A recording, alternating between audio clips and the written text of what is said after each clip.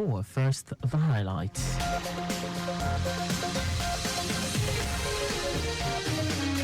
Governor Sanwo-Olu launches Labour Market Information System. United Nations urges federal state governments in Nigeria to make budgetary allocation for food security.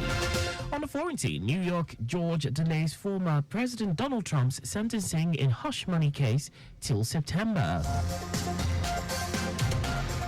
And in sports, Super Falcons coach lists Oshola, Nadozie, Ajibade, other players for 2024 Olympics. Now the details. I am Akan Usen.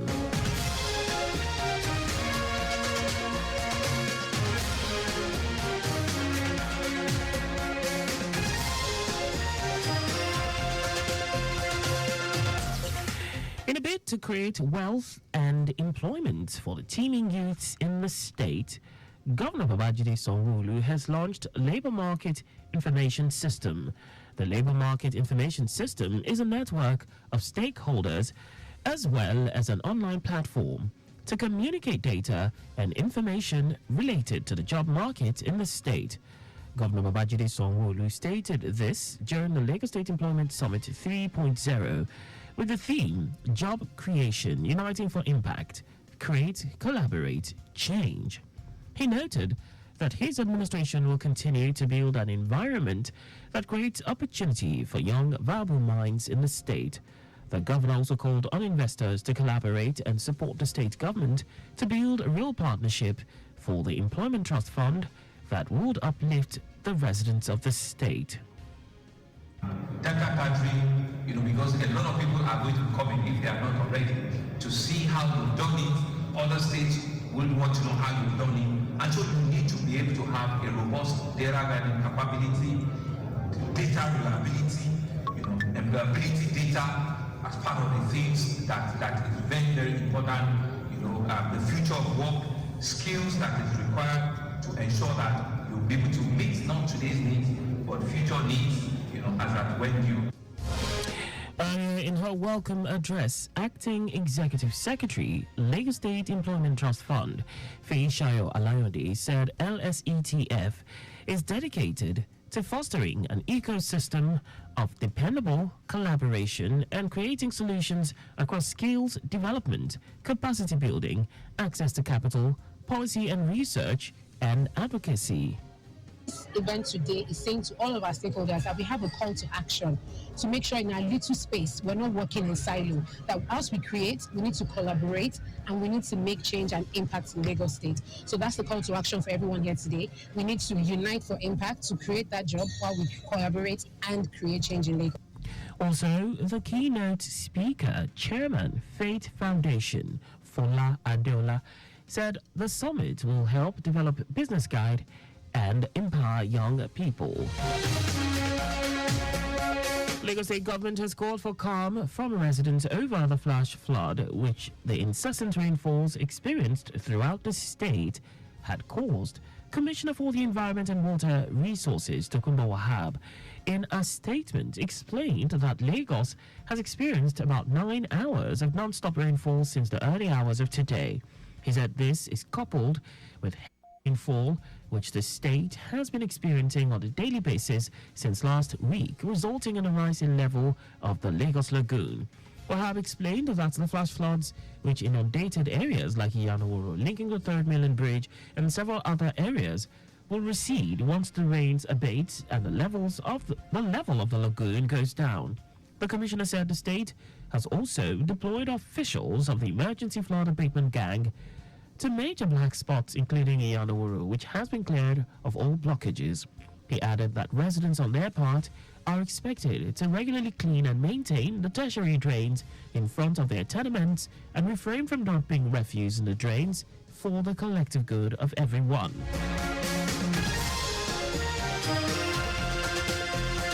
The Lagos State Fire and Rescue Service has cordoned off and commenced search and rescue operations at the site of a collapsed building at number 12 Cameroon Street off Iwinla, Mushin, Lagos, near Alafia bus stop. Director, Lagos State Fire and Rescue Service, Margaret Adesheye, in a statement, said other rescue teams from Lagos State Ambulance Service, Lasambos, Lagos State Emergency Management Agency, Lasema, Lagos Neighborhood Safety Corps, LNSC, Lagos State Building Control Agency, LABCA, and the Nigeria Police are assisting at the scene.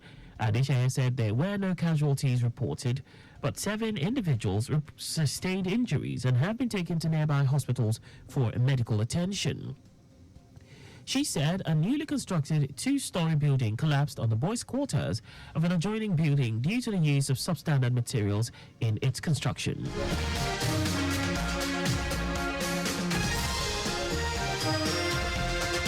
And now to the rest of the stories. The United Nations has described as unacceptable the statistics showing that Nigerians spend over 65% of their salary on food consumption against 5 to 6% expected to be spent on feeding.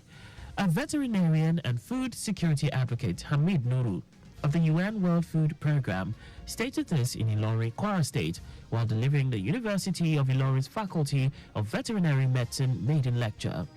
Nuru, whose lecture was titled Navigating the Nexus of Food Security, Safety and Diseases, a Holistic, Sustainable Future and Economic Prosperity, suggested that the federal and state governments should make a dedicated annual budgetary allocation for food security. He said Nigeria is predicted to have 1 million malnourished children from August 2024 due to conflicts, insecurity, and climate change, especially in the northeast, which he likened to the situation in Somalia.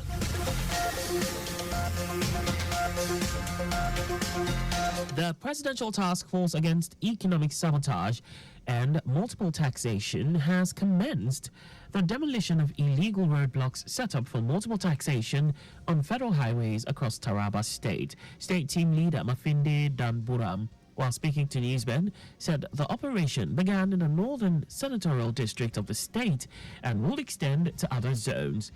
He explained that the mission is to ensure that highway commuters and haulage drivers of goods and services are free from intimidation by those mounting roadblocks on federal highways as tax collectors. Dan Buram said there have been complaints about federal highways in Taraba being notorious for multiple taxation, which has led some commuters of food items and cattle to avoid these routes.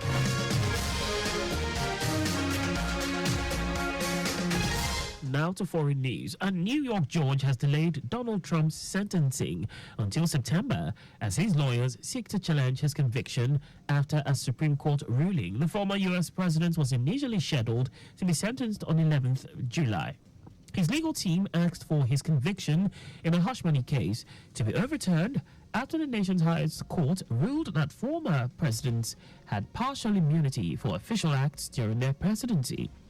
Justice Juan Machan said he would issue a decision on the motions by 6th September, and if sentencing is necessary, it will take place on 18th September. It will be recalled that in May, a New York jury found Trump guilty of 24 felony counts of falsifying business records, making him the first former president ever convicted of a felony.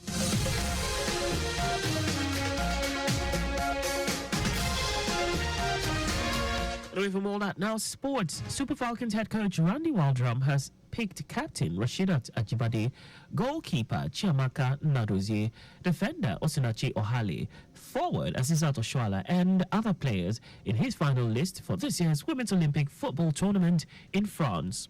Squad members who are currently on holidays in Nigeria will join home-based players and team officials from Abuja to Sevilla, Spain on Thursday night, with other players and technical team also arriving in Sevilla on Friday for a 2-week training camp. But the team is scheduled to depart Sevilla for France on Thursday, 18th of July.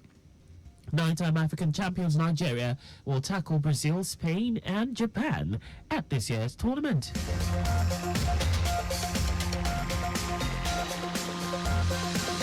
And that's all for the news at 4. Just before we go, maintain adequate distance from the vehicle ahead of you to avoid collision.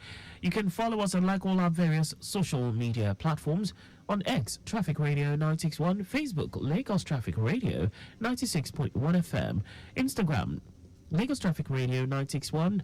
On YouTube, subscribe and watch us live on our channel, Traffic Radio 961.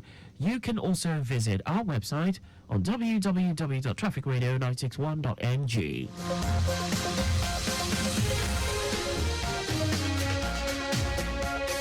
Did you know that the Sanwo-Olu administration deployed traffic lights and CCTV cameras in strategic places in the state?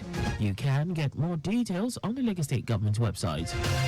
To end the news, here are the highlights of the major stories. In a bid to create wealth and employment for the teeming youths in the state, Governor Babajide Sanwo-Olu has launched the Labor Market Information System. The United Nations has described as unacceptable the statistics showing that Nigerians spend over 65% of their salary on food consumption, against 5 to 6% expected to be spent on feeding. We also told you that a New York judge has delayed Donald Trump's sentencing until September as his lawyers seek to challenge his conviction after a Supreme Court ruling. And in sports, Super Falcons head coach Randy Waldrum has picked captain Rashidat Ajibade, goalkeeper Chiamaka Nnadozie, defender Osinachi Ohale, forward Azizato Shoala, and other players in his final list for this year's Women's Olympic Football Tournament in France. For a contact with the newsroom, please send a message to info@trafficradio961.mg. And that ends the news broadcast compiled by Adeswa Ejoyoka.